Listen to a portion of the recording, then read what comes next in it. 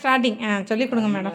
வீட்டு தோட்டத்தில் ம் ஒரு அழகான கிளியை பார்த்தான். அழகிய கிளியை பார்த்தான். கிளியை பிடித்து கூண்டில் அடைத்து பாலும் பழமும் ஊட்டினான். கிளி சாப்பிடாமல் கவலையோடு பார்த்தது.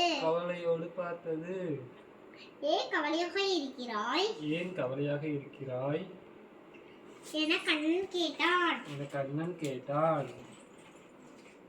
நீ மட்டும் உன் குடும்பத்தோட வாழ்கிறாய். நான் என் குடும்பத்துடன் வாழ வேண்டாமா என கிளி கேட்டது. கூண்டில் கிளி சந்தோஷமாக பறக்கிறது.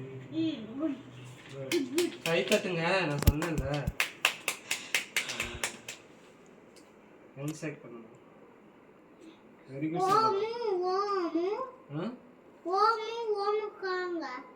ஒரு காகம் மயில்.